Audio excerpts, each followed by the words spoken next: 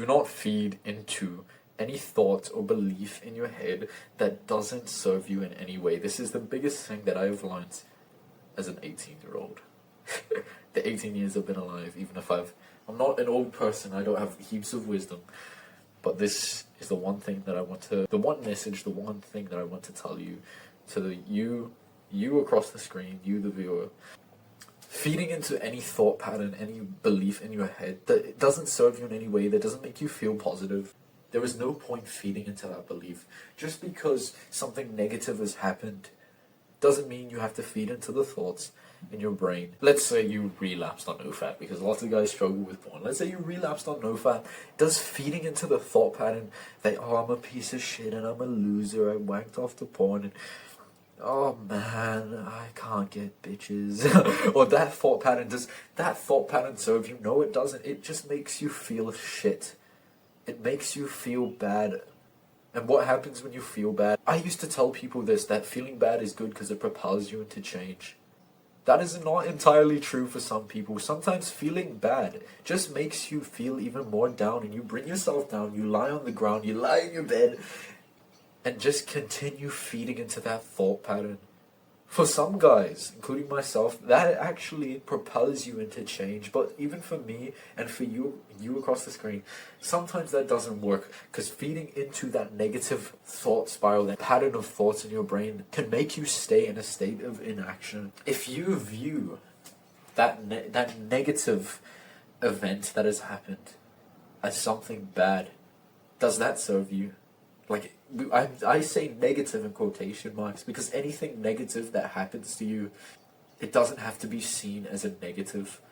Any negative event that happens to you, any circumstance, whether it is you relapsed on NoFap, what's another example? I can't just keep saying relapsed on NoFap. Whether it's you relapsed on NoFap, a girl rejects you, you have a bad encounter with a person, when you're going out and improving your social skills, trying to make more friends, you have a bad encounter, and then you feed into a negative thought spiral in your brain that I'm a piece of shit and I just can't interact with people, I'm an introvert, so I have social anxiety. Does feeding into those thought patterns serve you? No, it doesn't. Does seeing that situation as a bad thing serve you? No, it doesn't. You can flip that around and see it as a positive. That negative situation as a positive. Those people that rejected me, that event was a positive thing because I learned something from it. I overcame the fear that I had of going and talking to people, even if it was garbage. I overcame that fear. So it's a good thing. I relapsed on NoFap and I learned that this specific thing, that going onto YouTube Shorts is a trigger, because there's always ass on my recommendations for some reason. You learned something. So it's not a bad thing. The fact that you relapse, the fact that you embarrassed yourself, or whatever negative situation has happened, viewing it as a negative thing does not serve you. It just makes you feel bad, and you feel down about yourself, and you don't take the actions anymore. The actions that you need to take to get to the goal you want. You don't take it anymore. You don't take those actions because you view it as a negative. You view what happened to you as a negative. You can flip that around and make it a positive. And when you make it a positive, you are more likely to continue taking actions towards the goals that you want to. What is the number one reason why any of us, the main reason that me and anyone else fails and gives up on all their goals, is because they get themselves into a negative thought pattern. This is the biggest thing that I've learned so far as a young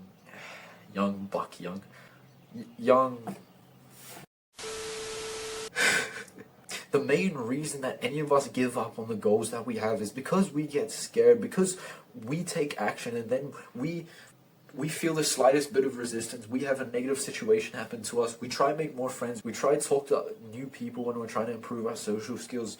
We relapse on NoFap. We have this slight bit of struggle that we experience, and we see it as a negative thing. And when we see it as a negative thing, we feel fear of taking that action again, just because we fed into the idea that this was a negative thing.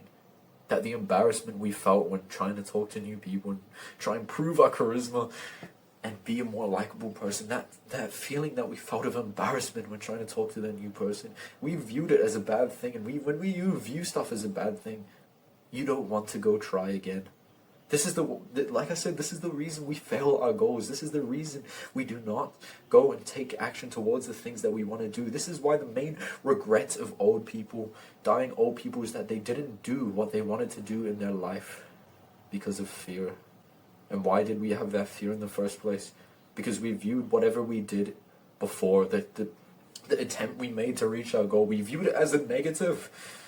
Even if it is truly a negative thing, is there any point in feeding into that thought pattern? Feeding into those negative thoughts in our brain when it just makes you feel bad, and then when you feel bad, you don't take action, you don't try again.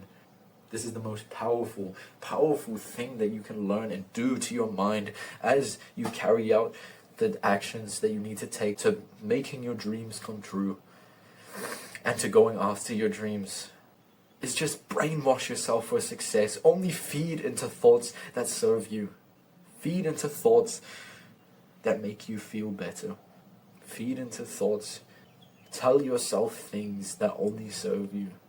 Tell yourself things that inspires yourself to go take that action again. And instead of feeding into those thought patterns, oh man, I'm a piece of shit, and